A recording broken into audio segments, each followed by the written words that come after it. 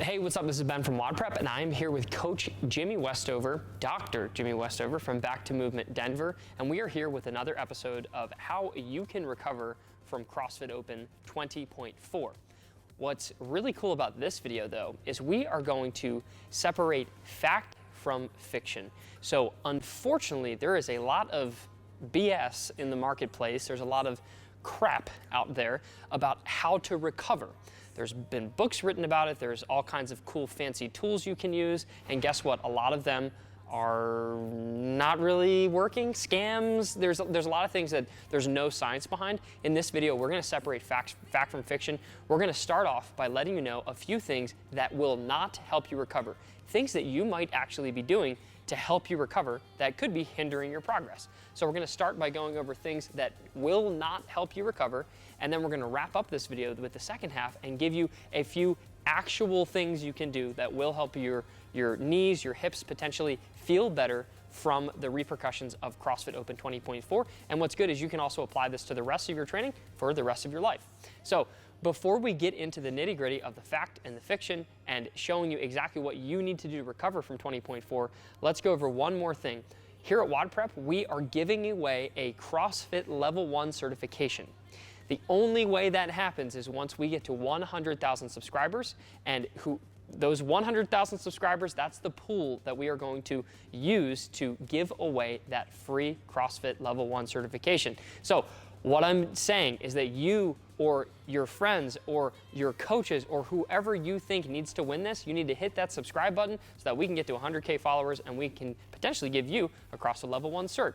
And another thing I want to mention is that if you are a CrossFit Masters athlete that struggles with things like recovery, maybe you have lots of aches and lots of pains, then if you want to work actually with Coach Jimmy or Dr. Jimmy and the rest of the WODprep coaching team, we actually have a program that is designed to help Masters athletes like you level up their training so that they can become better athletes. That means recovering from workouts, that means improving their skills and performance. But if you're dealing with aches and pains, inside of WODprep Plus, our Masters only coaching community, you can get direct feedback on how to feel better from those aches and pains. So I'll talk more about it at the end of this video and tell you exactly how you can join, but stick around. Let's talk about some myths around recovery. Yep. So guys, myth number one is that if you're sore, recovery does not equal just sitting on the couch being a bump on a log. It might be very tempting to just hang out and sit on the couch, but I promise you, the best way to recover is get up there and move around, okay? For some reason in our society, when it hurts, we've been told to just let it rest. Well, yeah, ice, elevate, and just sit there, right? Like right now, actually, like physically, as we are talking, my knee is driving me nuts. It's actually from a snowboarding tumble I took earlier today. But I've been in here, all those pistols. Not all the pistols I just did, but I've been in here doing a lot of pistols, doing a lot of cleans and box jumps, and my knee could be considered aggravated at this point. So what's really cool is that we get to use my knee as a case study in this video. But traditionally speaking, and even some doctors, if I said, hey, my knee's really bothering me, guess what? They're just gonna say, hey, take some time off. Don't do anything. Elevate, ice, and just sit there and watch some Netflix. And frankly, that is not going to help. It might feel better when I ice it because I literally won't be able to feel it. But then once that ice, that numbness wears off and I haven't moved the knee at all, guess what? It's still gonna really suck and it's still gonna be stiff. So lesson number one, ultimately, and you might have already heard this, but movement is key. Rest and recovery does not equal just sitting on a couch. So we just mentioned how sitting on a couch is not a good form of recovery. So let's move on to myth or fiction, let's say myth number two when it comes to recovery. And it also has to do with a couch. What are we talking about? What does couch have to do with this? So we're talking about the infamous couch stretch. I see it all the time. People are like, oh, my knees hurt. And then somebody in the crowd chimes up and they're like, oh, do the couch stretch. It'll fix your knee.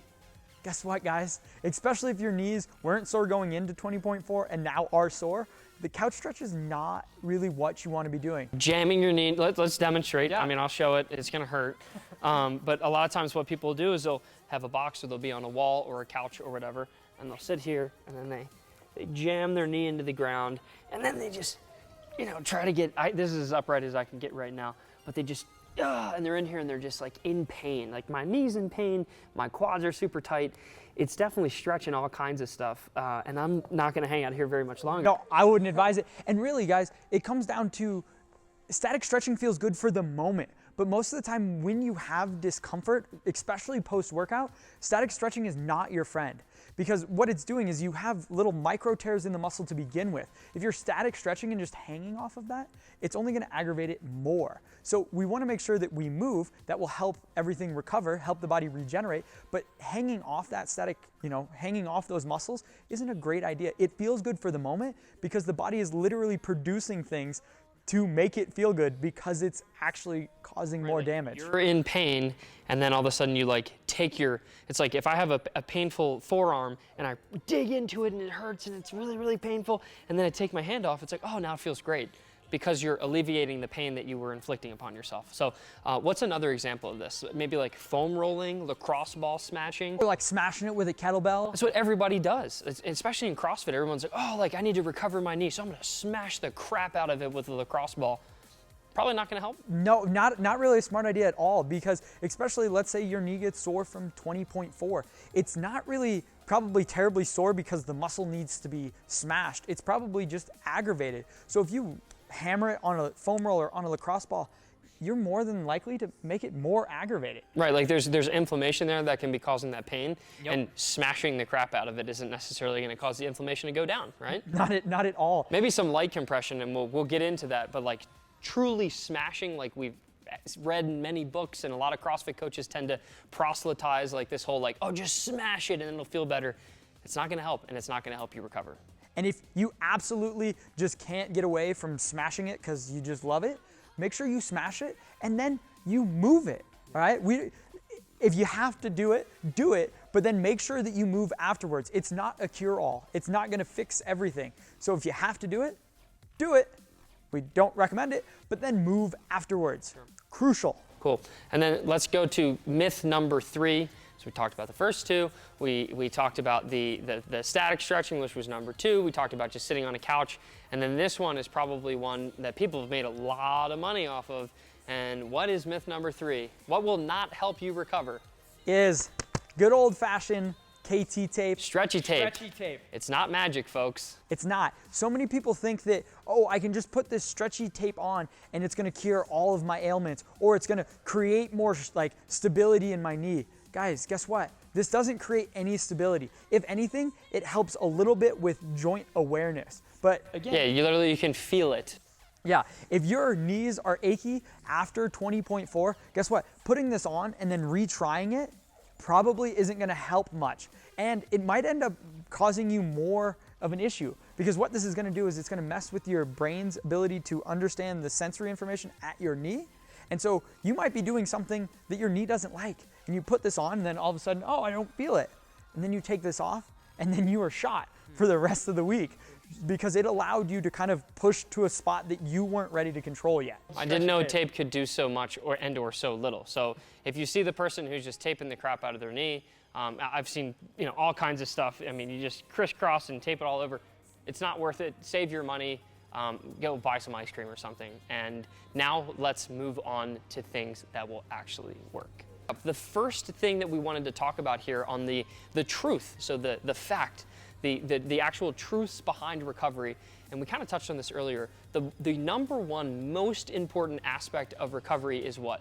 To make sure that you move. Because movement, activity, the blood flow, that is like the most important part, right? Yeah, it helps everything in the body kind of flush itself out, clear itself up, so that the body can heal itself. The body's really good at it if you give it the right tools. Okay. And the number one tool is to move. All right, cool. So what's the first drill? Got this bum knee, maybe I tweaked it weird on a pistol. The knee's kind of feeling nasty, or maybe I went snowboarding and crashed, trying to do a flip. What can I do? What's the first drill? The first thing we're gonna talk about is kind of challenging the knee in the opposite direction that we spent in that workout. So in that workout, we spent a lot of time bending our knee. So what we're gonna do is I'm gonna have Ben sit on this box here, and he's gonna stick his leg out straight in front of him, and then he's gonna take his hands kind of like this, making like a U, and then he's gonna place them about 4 inches above his knee. It's really important not to slide onto the kneecap here, guys. And then all he's gonna do is he's gonna be creating downward pressure on his knee, okay? Now, at first you guys are probably like, oh my God, that's not how a knee is supposed to go. No, it's totally fine. If you have extremely hypermobile knees, don't push it super far, but this is a safe exercise for everybody out there. So just make sure, right, we're not doing a ton of pressure, and then we're pressing down. Light pressure down. Yep, and then we let off.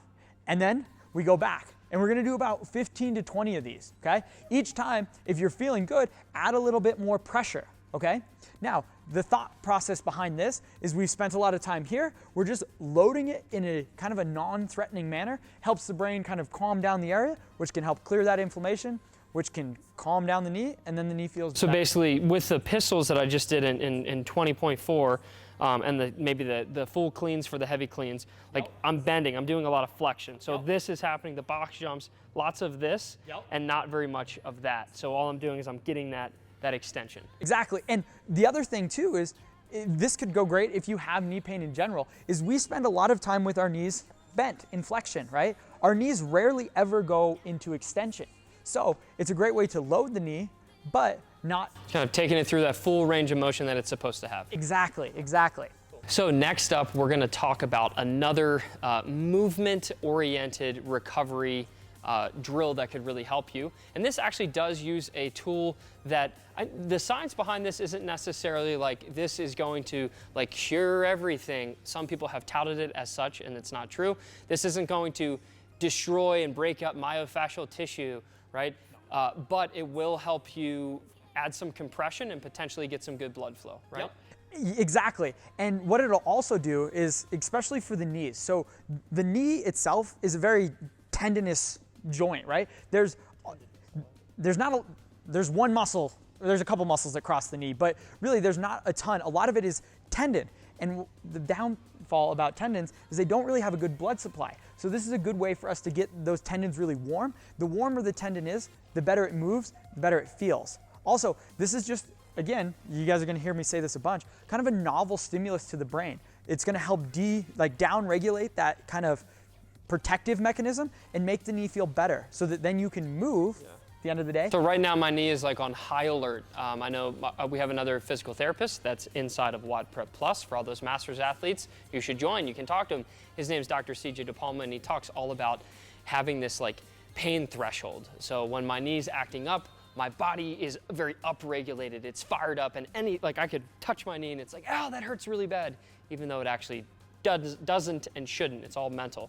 So here we're gonna help calm the knee down. So what is this? We've been talking about it. This is just a floss band of some sort. Yep. You can get the official floss band, or there's a million other compression bands out there. Let's show them how to wrap it on the box here. So what we're gonna do is you're gonna start with the leg nice and extended, and you're gonna start up here on the thigh, okay? Make sure your thighs are pasty white like mine. And you can wrap this yourself, but I'm just gonna wrap it because I like Ben. So the most important thing about this is you want a mild tension, but you don't want it crazy, right? You don't want your foot turning white before you finish wrapping this. The other extremely, extremely important fact about this is do not wrap over the knee, okay? So you're gonna see me here. I'm gonna come down. And he's just barely pulling it. There's a little bit of tension. Right, and we wanna make sure that we overlap it. Now, I'm coming up to the knee. What am I gonna do? I'm gonna go behind the knee, and then I'm gonna go under the patella, okay? That's the little floating bone here on your knee. And then we're just gonna wrap that lower portion, and then we just tuck it into itself, okay? Now, once we do that, just leaving that on there is not good enough. Probably do a little bit of this. You could do some extensions, or you could even go into a couple air squats. There's some nice, slow, controlled air squats. Now, you could do anything. You could do some high knees. You could do some box step-ups, because let's be honest, nobody else wants to do any more box jumps. Sure. Yeah, and I can get it into that flexion. Yep. And now, an important thing is, you guys want to keep this on for about 5 minutes. Then once it's been on for about 5 minutes, you want to take it off. And again, the common theme here is once you take it off, it's going to feel great. But that does not mean, cool, I'm just going to give up. It's not magically healed. No, it's not magically healed. And we probably could have done a little bit tighter because it is sliding a little bit. Yep. So having done this in the past, it is a little tricky sometimes to find the right pressure. Like if you wrap too tight, then 5 minutes, your leg's gonna be totally numb and you wrapped way too tight. If you wrap it too loose, it could slide off. So you need to find that happy medium where it stays on. You do squats. You can even hop on, I've seen people hop on an air bike. Yep. That's worked well for me. You can do some step ups on the box. Basically, we're just trying to get it bent and extended with a little bit of that tactile pressure, and that's gonna help that knee potentially feel a little bit better. Yep, feel a little bit better and get nice and warm, right? Again, tendons love warmth. They get more pliable. It's just like a rubber band. They get a little bit more pliable the warmer they get. Just learned that today, folks. All right, and then the last drill that we're gonna recommend that, again, involves movement is the banded distraction drill? Yep, banded distraction drill for the knee. So what it's gonna involve is a band, just like I'm sure all of you guys have at your CrossFit gym. You're gonna lower it down because you want it at a little bit higher than knee height, because this is gonna be going here on the thigh. So Ben's gonna slide this onto his thigh, just like that, and then he's gonna step forward into kind of a lunge position. Right, so am I getting it tight first? Yep, yeah, you want a good amount of tension in that band. And so what we're gonna do is the band's pulling Ben's knee this way. So then we're gonna go on the other side of the joint. Okay, so he's gonna bend the knee a little bit, and then we're gonna go on the other side of the joint. So he's gonna be down here. Again, not on the joint, a little bit below it. Band's pulling this way. Ben's gonna give a little bit of pressure this way, just a little bit, nothing too crazy. And if he needs to, he can add his other hand up here pressing that way, and then he's gonna go through that flexion and extension again, right? All right, so this hand pressing this way below the knee. Yep. And then this hand pressing that way above the knee, and that's kind of what the band is doing as well. Exactly. And guys, let's say you set it up just like Ben, and you're like, this feels freaking horrible. These guys don't know what they're talking about. Switch sides. So have the band pull the opposite way and push the other way. So for Ben, so I could do this. he could flip just like that. And now the band's pulling in this way. And then I'd press here, push this way? Push this way. Yeah, so before he was pressing on the outside of his knee. Now he's pressing on the inside of his knee. And then we just go through some nice gentle range of motion. The more tension in the band you have, the better. But make sure it doesn't knock you over, because nothing's worse than having a hurt knee and a hurt head from falling on your face. So what exactly is this doing? Is it just exposing the knee to a different stimulus, kind of? Like, how does it make it feel better? Yeah, I mean, almost exactly. That kind of gliding motion where you're kind of adding opposite forces on the knee, again, is kind of a novel stimulus to the brain. The knee doesn't experience that very much. And then if we load it through a range, it kind of, again, re-educates the brain that, hey, look, it's okay. You can calm down a little bit, knee. Because most of the time, especially from like 20.4, knees are gonna get aggravated because they're gonna be challenged in a direction or a way that they aren't normally challenged, or they're gonna get loaded for a long period of time in a way that the body interprets as not safe. Right, so the body is gonna say, don't do this, and then send pain signals, and we just need to tell it to calm down. Exactly. And that's kind of what this is doing. Is most of the time, if your knees hurt from 20.4, again, this isn't a guarantee, but the likelihood of you actually causing significant damage in your knees is really low. But the likelihood of them getting pretty agitated from doing this many pistols is pretty high. Right. So what we're trying to do is just kind of calm down the system. All right, so just for review, let's go over a few things that will definitely not help you recover from 20.4 or anything for that matter. Number one, that's just sitting on a couch, so just literally lying around and doing nothing. Number two, that's maybe lying on a foam roller or doing some sort of passive stretching where I just sit in the couch stretch or smash with a lacrosse ball. You don't want to do it. It's not actually going to help you recover. And then number three is the classic KT tape. You can't just put a bunch of tape on a thing that hurts and it's going to miraculously feel better. It doesn't work that way, folks. And for review, we described a couple different drills that you can do, but the ultimate thing that you need to do to help you recover from 20.4 or any workout is to move. If you move with a purpose, you're going to help that brain calm down a little bit and you will watch that pain float away. If you would like more tips on how exactly to help that pain go away so that you can keep doing the sport that you love and you're a CrossFit Masters athlete, then click the link in the description below or the top comment here on YouTube. I have a link in there all about WODprep Plus. If you join WODprep Plus, you're going to be able to talk to coaches like Jimmy and the rest of the WODprep team, and they're going to help you feel great and hit more PRs and ultimately improve your performance, and it's a really awesome community. Next, if you want to win a CrossFit Level 1 certification, or if you have a coach, a friend, a family member, or someone you know that would be a great fit to win a CrossFit Level 1 certification, that's an expensive cert. and we're giving away one for free, but we need to hit 100,000 subscribers. So invite all of your friends to subscribe to this YouTube channel. When we hit 100K, we're doing a level 1 giveaway, and it's going to be dope.